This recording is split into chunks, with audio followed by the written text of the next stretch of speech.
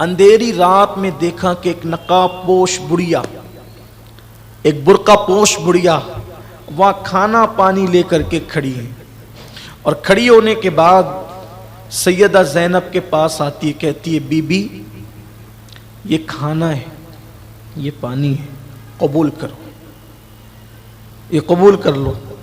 سیدہ زینب نے کہا اے خاتون تو کون ہے؟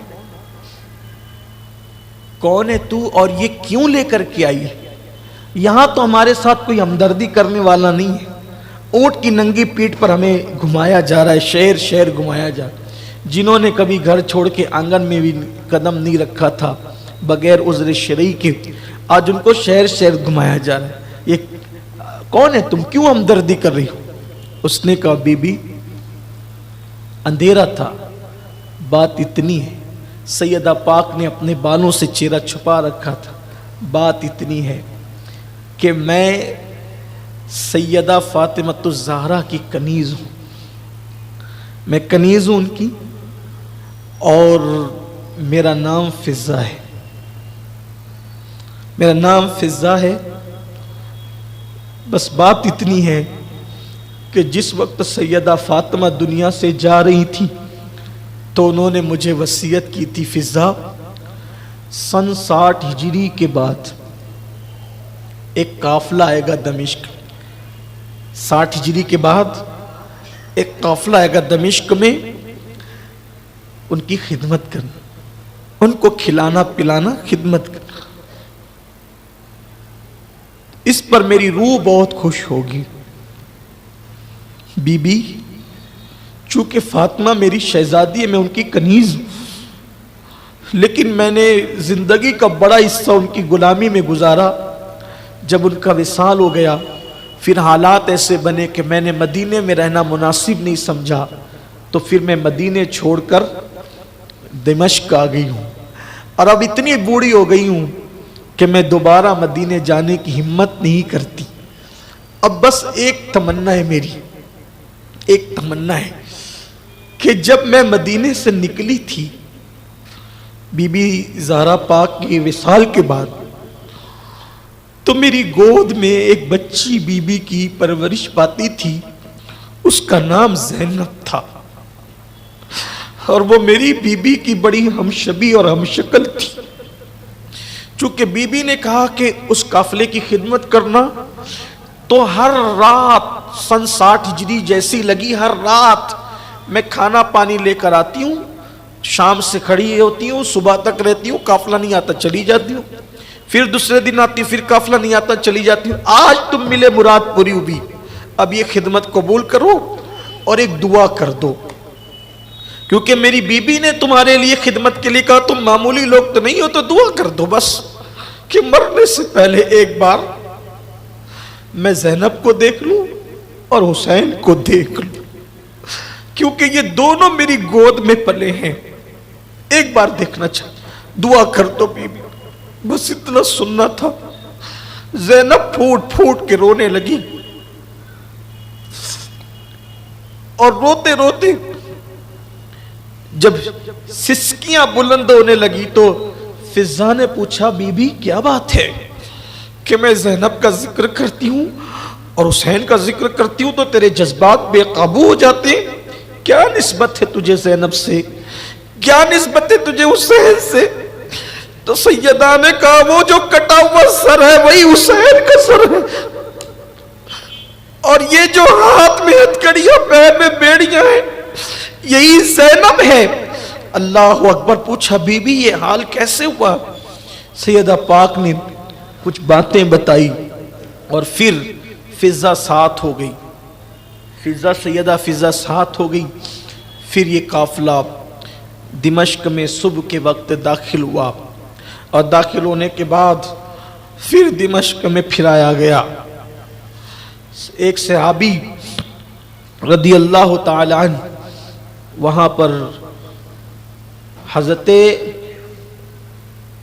سہیل رضی اللہ تعالیٰ عنہ، سہیل ابن سعد تجارت کے لیے ملک شام آئے تھے مدینہ منورہ سے۔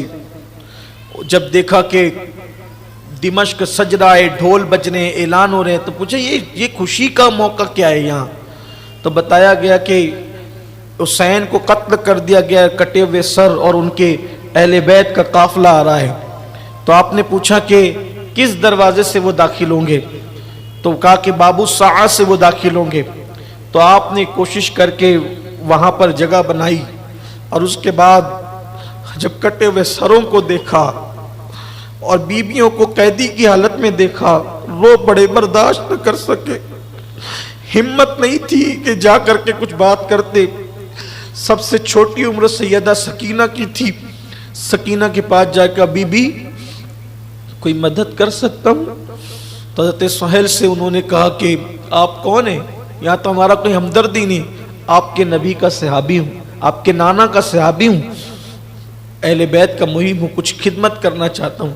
کہ اگر کچھ کرنا چاہتے ہیں تو ایک کام کریں، ان سروں کو آگے کروا دیں، کیونکہ جب لوگ سر دیکھتے ہیں تو ہمیں بھی دیکھتے ہیں، سر آگے ہو جائیں گے تو لوگ سر دیکھنے میں مصروف رہیں گے تو ہمیں نہیں دیکھیں گے، ہم سے توجہ ہٹ جائے گی۔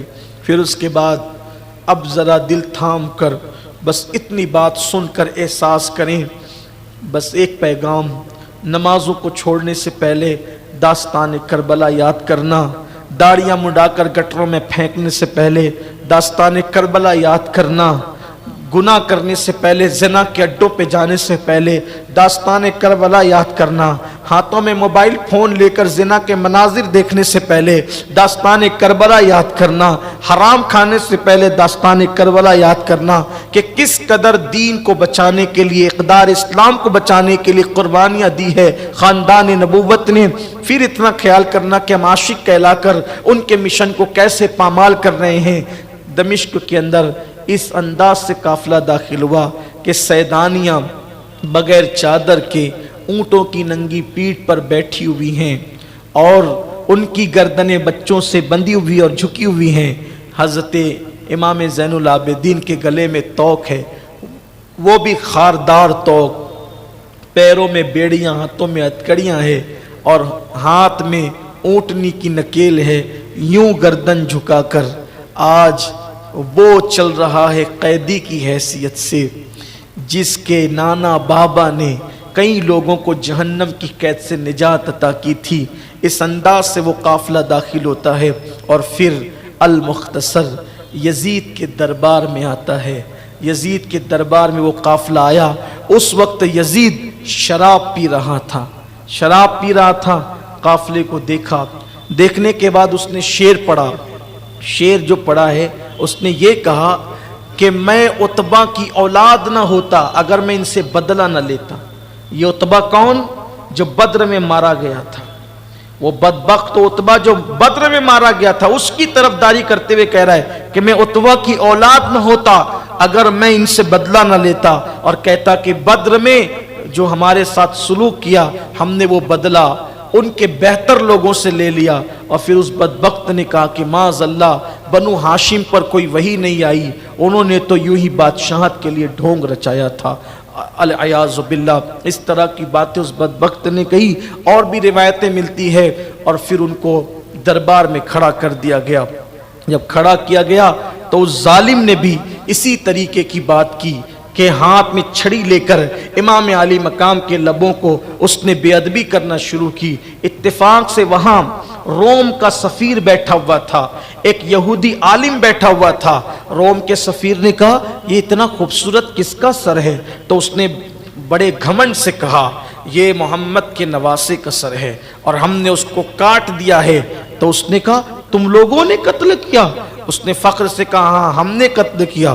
تو وہ روم کا سفیر کہتا ہے حیرت ہے تم پر، ہمارے پاس عیسیٰ علیہ السلام جس گدھے پر سواری کرتے تھے اس گدھے کے پیر میں جو نال ہوتی ہے، نال، وہ نال ہے، وہ گدھا نہیں ہے، گدھے کے پیر کی نال ہے، نال، اس کا ہم اتنا احترام کرتے ہیں، جیسے تم کعبے کو جاتے ہو ویسے ہم اس کے احترام میں وہاں تک سفر کرتے ہیں۔ اور تم نے نبی کا نواسا؟